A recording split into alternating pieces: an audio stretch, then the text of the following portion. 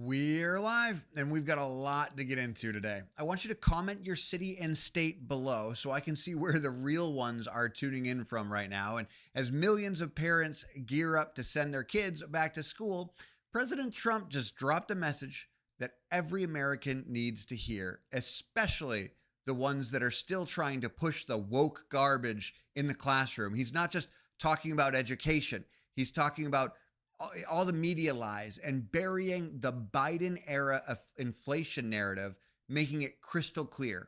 America is back. This is Andy with TrendingPolitics.com. Hit like, subscribe, and let's get into it. It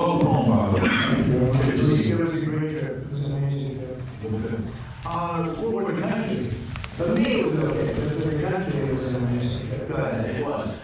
Many parents are preparing to send their kids back to school in a few weeks. So this will be the first time they've gone back to school under the second administration from you. The previous administration labeled a lot of parents as domestic terrorists for showing up at school board meetings. What's your message to parents now as they return their kids to school, knowing that they have the support of you? One of the beautiful things is, as you know, we've gotten rid of the woke. Woke is gone, and I think pretty well buried. We're going to make sure it's buried. But the parents are now taking over the school boards and getting rid of these people that probably didn't like the children very much based on what they were doing. And it's a big difference. And, you know, one of the other things, and I keep watching these talking points that the Democrats have, they say, oh, prices are up. No, prices are up. Bill signing, and it's very important to me and to many of the people in this room. So I'm thrilled to sign the VA Home Loan Program Reform Act into law, and that is something that they've wanted to do for a long time. This legislation provides desperately needed relief to veterans and their families who have fallen behind on their mortgages, of which there are a lot, because we have somebody that doesn't want to lower interest rates and probably won't lower them today. Trump is right.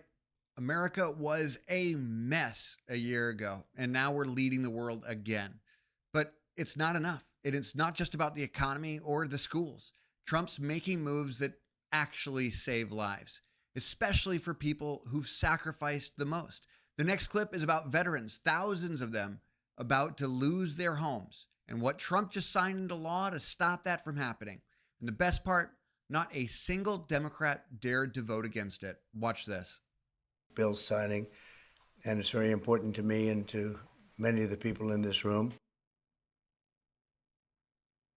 Bill signing, and it's very important to me and to many of the people in this room. So I'm thrilled to sign the VA Home Loan Program Reform Act into law, and that is something that they've wanted to do for a long time. This legislation provides desperately. On U.S. Commerce Secretary Howard Lutnick, he's been up and involved in a lot of these trade deals. The U.S. economy grew at 3% rate in the second quarter. You told me that I was wrong. Bill signing, and it's very important to veterans and their families who have fallen behind on their mortgages, of which there are a lot, because we have somebody that doesn't want to lower interest rates and probably won't lower them today. It's a really sort of an amazing situation. And it helps keep our promise to end veterans' homelessness. And we're going to do that for America. We're going to do that for our great veterans. I'm thrilled to be joined by the bill's sponsor, Congressman Derek Van Orden. Where is Derek? Right here. Derek. Hello, Derek. I didn't see you back there. Well, I'm a Navy SEAL. I'll snack up. Let's see. And Mike, how are you, Mike? Mr. President. These two gentlemen are terrific. They are working together, and they've been working together, Mike, a long time on this. So I just want to thank you both, and I'll ask you to say a couple of words. An estimated 61,000 American veterans are in danger of losing their homes, as you know. But thanks to this bill, the Department of Veterans Affairs will be empowered to pay loan holders the necessary amount to prevent foreclosures on our veterans, so our veterans won't be foreclosed and put out onto the streets. It's very important. This bill also creates a 5-year partial claim program that could benefit up to 3.7 million veterans. That's the kind of numbers you're talking about. It's big stuff. The costs of the program are fully offset and will add nothing at all to debt. is common sense legislation at overwhelming support and passed unanimously in the House and the Senate. Wow. When was the last time that happened? That's pretty impressive. My administration is committed to doing everything possible to ensure that our veterans are treated with respect and treated as well as anybody in this country. They're so important. They're so great. They've suffered so much, in many cases. In May, I signed an executive order to open the National Center for Warrior Independence in Los Angeles, California, which will house up to 6,000 homeless veterans. You know, until we came along, they treated the veterans far worse than the illegal immigrants. They came in, they were staying in hotels, luxury hotels, and the veterans are staying outside on the sidewalk on the same hotel. Some pictures are just incredible.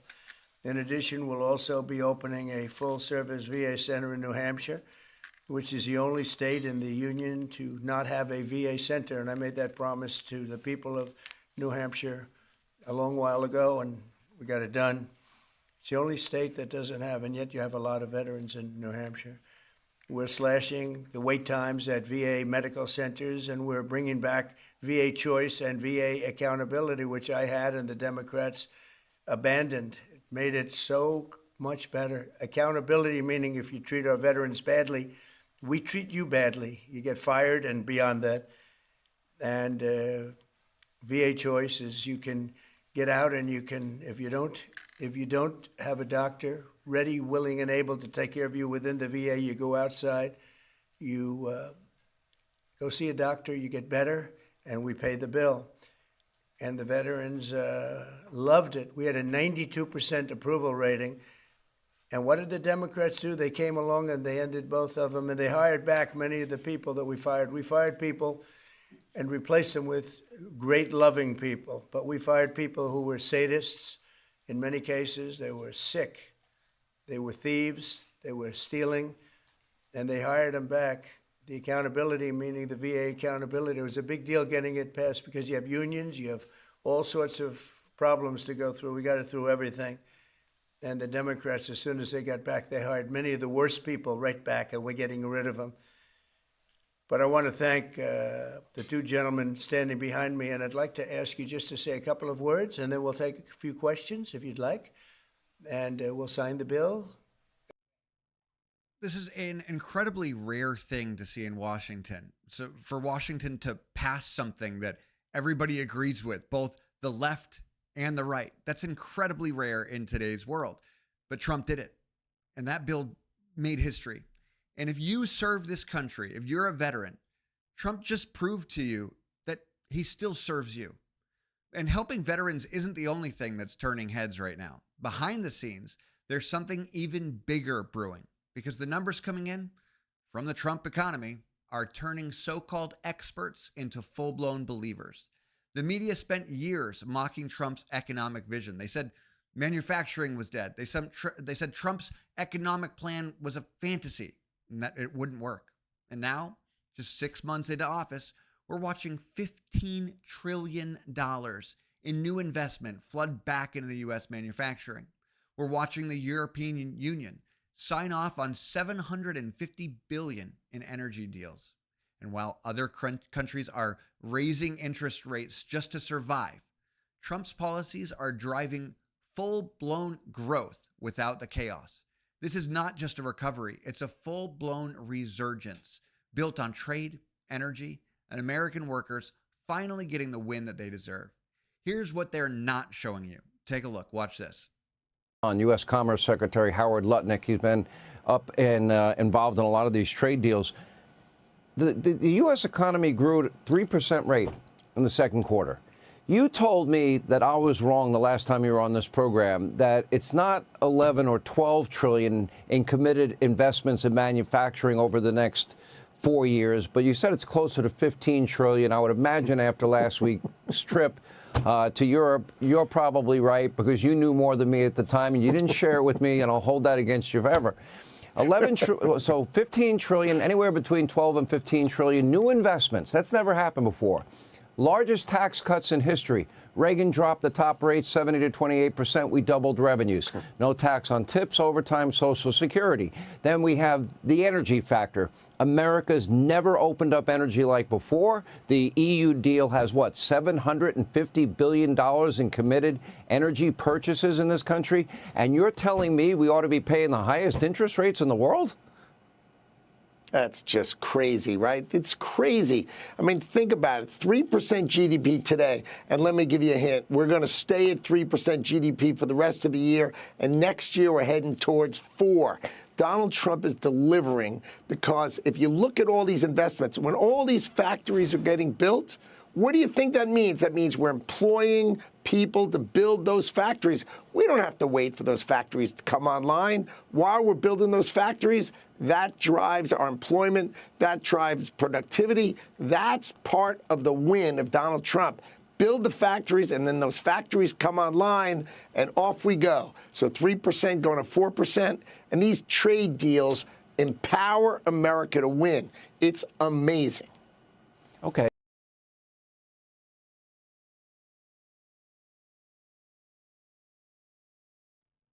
The last clip made it very clear that this isn't some fragile recovery. This is power shifting back to the people who built this country in the first place. And Trump's not sitting around hoping for better numbers. He's forcing the change. Real, physical, measurable change. Manufacturing's back. Energy production is scaling. Entire industries are relocating to American soil because the rules just changed. And it's not just about what we build. It's about how we negotiate. Other nations are getting hit with tariffs while we expand exports. They've been squeezing us for years, and now they're watching the leverage collapse in real time. The global market is reacting to something it hasn't seen in decades: strength. There's no groveling, no apologies, just deals that benefit American workers and put our economy on the offense. This next clip lays it out. You're going to hear exactly how Trump's policy is reshaping the map and how the so-called experts are scrambling to keep it up. Take a look.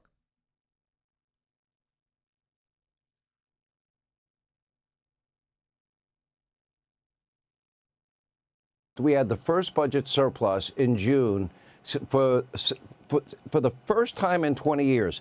Add to that, we're bringing back automobile manufacturing, critical pharmaceutical manufacturing. Rare earths are going to be mined in this country. We will not be dependent on other countries for rare earths. Add to that semiconductor chips.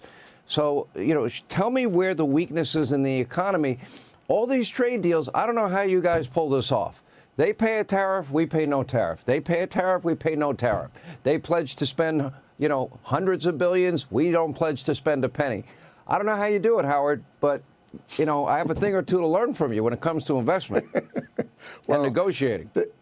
The magnet of the world is the U.S. consumer, right? Remember the saying, the customer is always right? U.S. customer is the greatest buyer in the world, and Donald Trump understands how to harness that customer and show that customer to everybody and say, if you want to play in our sandbox, you've been treating us badly for years, come on and play. And then the idea now is to get these countries who open their market. Number one, open their market. So now we can export for the first time, and that's going to grow our GDP 1%. Build factories here. That's going to grow our GDP 1%. And then these people invest. We now have $900 billion committed to build the pipelines in Alaska, to build nuclear and build power, and drill, baby, drill. This becomes the model. We're going to build ships in America. We're going to build semiconductors in America. We are going to finally take care of the core of America, and it's led by Donald Trump's trade policy. And I remember one of my favorite lines is after April 2nd, right? I go home, and remember the market was all a tizzy. And I got all these phone calls from my Wall Street buddies, and they were going crazy. They were like, you don't know what you're doing. You're going to destroy the market. You're going to destroy this and that. And they were all blowing up the internet. They all are experts. And let me tell you who the experts are. Donald Trump and his trade team.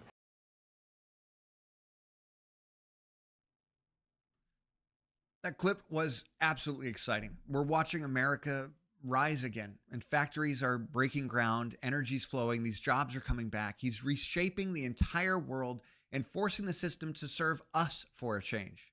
But just like in Star Wars, whenever the light gets stronger, something darker starts to take shape. Power attracts opposition every time. And right now, while America's rebuilding, a new threat is surfacing in broad daylight.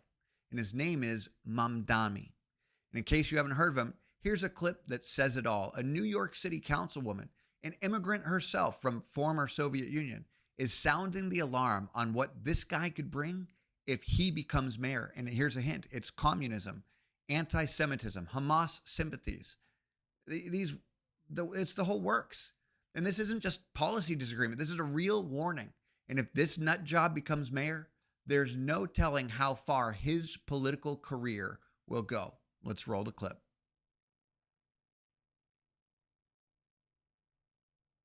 Joining me here in the studio in New York City is Republican Councilwoman Inna Vernikov. Have I got that right? You got it. It was dead right, I thought. I practiced for a long time. Inna Vernikov. Nobody gets it right.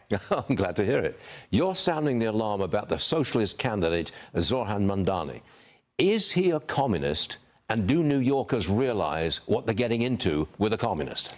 First of all, thank you so much for having me. Absolutely. I'm an immigrant from the former Soviet Union, and families like mine escaped exactly what Mamdani is about to bring to New York City should he become mayor. Anti-Semitism, communism, socialism, government overreach, and empty shelves. And it should come as no surprise to New Yorkers that someone like Mamdani has risen to power and may actually be the next mayor, because this is a result of years of bashing by white liberals on capitalism, the free market, economic opportunity, and this is what we get while they sip on Starbucks and tweet from the iPhone. Look, we can rant about his socialism or communism all day long, but what really appalls me is the idea that we may have a Hamas-supporting guy who's the mayor of New York. He supports a terrorist group that takes hostages. To me, that's absolutely appalling, and I'm sure it is to you too. Absolutely, not just to me. The Jewish community in New York City is absolutely petrified at the idea that this guy can become mayor. This is someone who refuses, he was on CNN the other day, refused to condemn Hamas, a designated terrorist organization that butchered innocent civilians on October 7th. It is unacceptable. He's going to win. It is because the TikTok generation needs to pick up a book. They voted for this guy, and New York City needs to wake up. We still have a chance. We still have an opportunity to beat him in November. Everyone needs to wake up, register to vote. Those of you who haven't registered must register to vote. We will all come behind one candidate. We're supporting the Republican. We can still beat this guy. He's dangerous. We can bring communism here with this guy. It is really, really important that we do this in November. Well said. Inna Vernikov, thank you very much for... It is well said, because that wasn't fear-mongering. That was a wake-up call from someone who's lived through what Mamdani represents. But here's the thing. He's not just one radical slipping through the cracks. He's part of a much larger machine, backed by money, protected by media silence, and quietly shaping the future of our American cities. Charlie Kirk just went on Tucker Carlson, one of my favorites, to pull the mask off this entire operation and give a warning about Mamdani. And what you're about to hear isn't just about Mamdani himself. It's about the people funding him, the people backing him. And it's about how the left has learned that to move the money in the shadows, that's what they need to do to win. And they're doing it while pretending to be grassroots and loved by their constituents. And they push these Marxist candidates into local races to start them somewhere, building digital armies to protect these people. And then they count on their voters being too distracted to notice what's actually happening until it's too late. This is strategic, it's coordinated, and it's spreading all across the country. Here's Charlie Kirk breaking it down on the Tucker Carlson show. Watch this. Number one, the rise of Mamdani should be it's a coming attraction of what is coming next. Who's Mamdani? Zoran Mamdani, the Muslim communist that is running for mayor in New York City, who obviously there's a whole rabbit hole we can go down there. He just looks kind of be like central casting, and his ideas are terrible. He wants the city to run the grocery stores, all that. But I think everyone's kind of, not everyone, but most people are missing the point of really what this is. This is yet another distress signal by young people to say, hey, if you're not going to fix our life economically, we're going to get very radical politically. Now, let's take a step back. President Trump won the youth vote in many states across the country, in many battleground states. Now, Tucker, 12, 13 years ago when I started Turning Point, if you would have told me that a Republican running for the presidency would be winning the youth vote in Michigan and in Arizona, I'd say, no way. It's an incomprehensible accomplishment of what President Trump was able to do.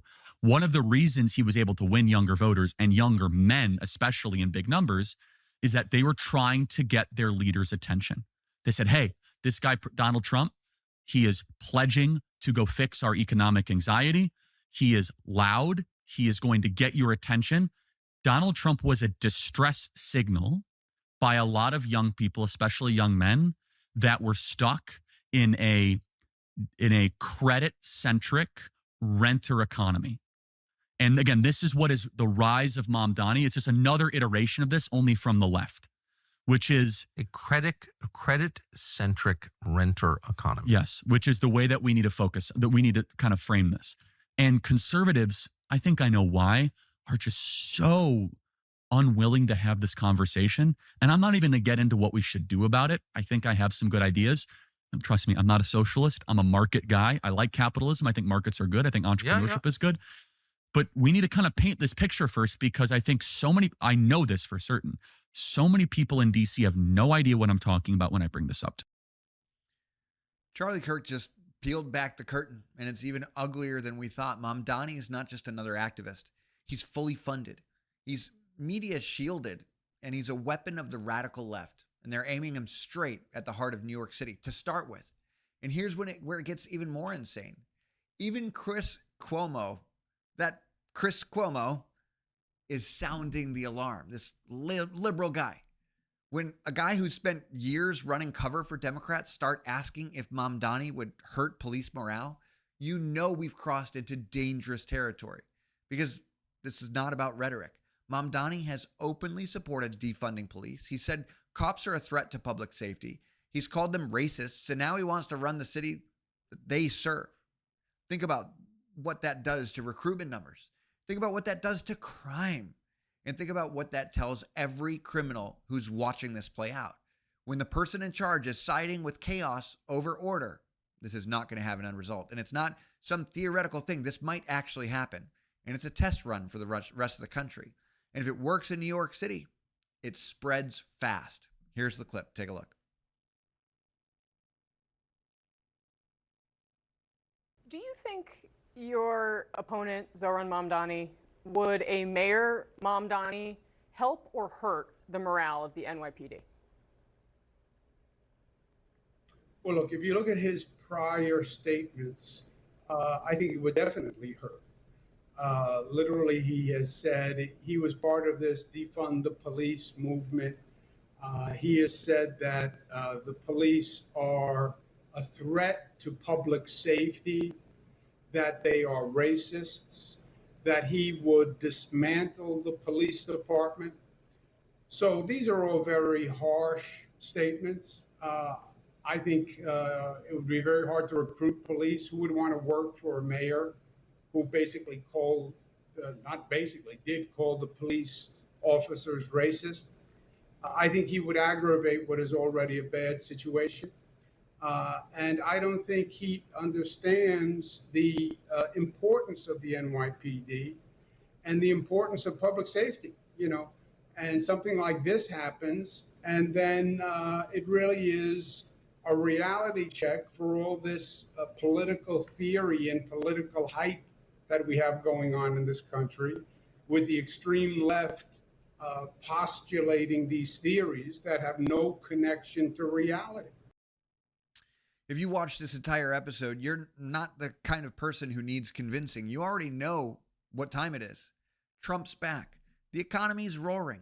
Veterans are getting the help that they were promised.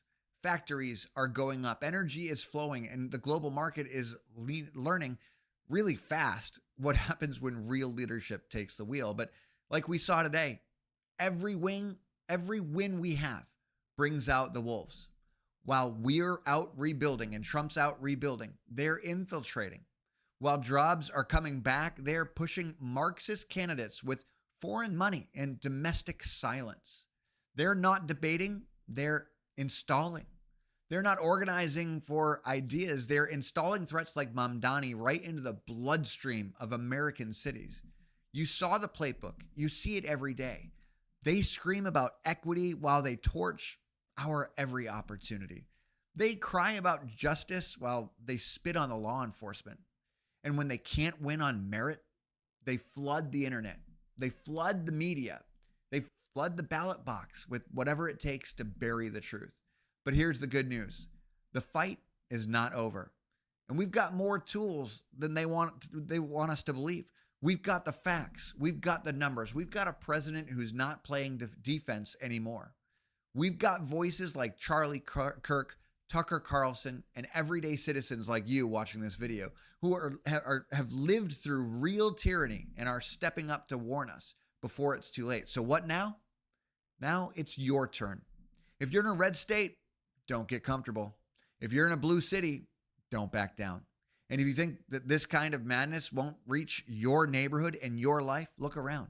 It already has. The radical left doesn't rest, and neither can we. This is Andy with TrendingPolitics.com. Stay informed, stay vigilant, and I'll see you next time.